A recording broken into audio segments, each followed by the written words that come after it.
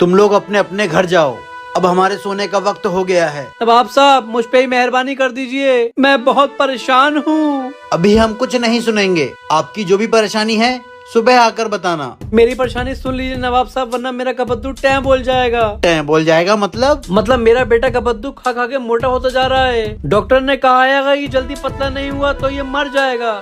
मेरे कबद्दू को पतला कर दो नवाब साहब। नवाब साहब देखो, ये कोई अस्पताल है? जिसे देखो उल्टे सीधे मौजू लिए चला आ रहा है। जाओ जाओ, नवाब साहब डॉक्टर नहीं है जो मोटे को पतला कर देंगे। नवाब साहब इस मोटू के ऊपर बैठ जाऊं, अभी पतला कर दूंगा इसे। किंग, क्या कोई तरीका है जिससे गबद्दू पतला हो जाए?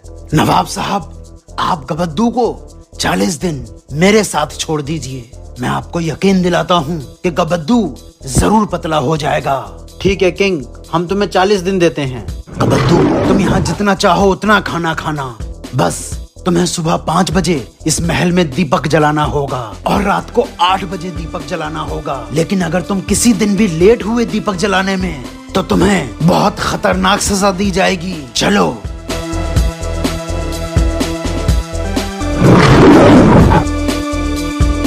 रात के 8 बज गए, गबद्दू जल्दी से दिया जला दे। बहुत जिम्मेदारी वाला काम दे दिया किंग ने। चलो भैया अब सोंगे यार। सुबह के 5 बज गए गबद्दू, जल्दी से दिया जला दूं। रात के 8 बजे दिया जलाओ, सुबह के 5 बजे दिया जलाओ, मेरी तो हालत खराब हो गई है। चल भैया गबद्दू, सुबह की टेंशन हट गई, रात की लगी हुई है। नवाब साहब 40 दिन हो गए, क्या मेरा बेटा कबद्दू पतला हो गया? किंग, क्या हुआ गबद्दू का? नवाब साहब, मैं अभी गबद्दू को हाजिर करता हूँ। गबद्दू, हाजिर हो जाओ। नवाब साहब, कैसे इस बाप ने 40 दिन अपने बेटे के बिना गुजारे होंगे? फालतू में किंग ने 40 दिन दूर कर दिया बेचारे बाप को बेटे से। किंग, अगर ये गबद्दू पतला नहीं हुआ तो हम तुम्हें मारते मारते तुम्हारी हालत खराब कर देंगे। नवाब साहब, मुझे पूरा यकीन है कि गबद्दू पतला हो गया होगा।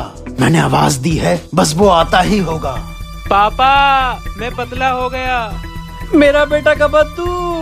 अरे कबद्दू, तू तो पतला हो गया। हाँ। वाह किंग वाह, इतने छोटे से काम से गबद्दू पतला कैसे हो गया? नवाब साहब, मैंने गबद्दू को जो काम दिया था वो जरूर छोटा था, लेकिन फिक्र वाला था और जिम्मेदारी वाला था।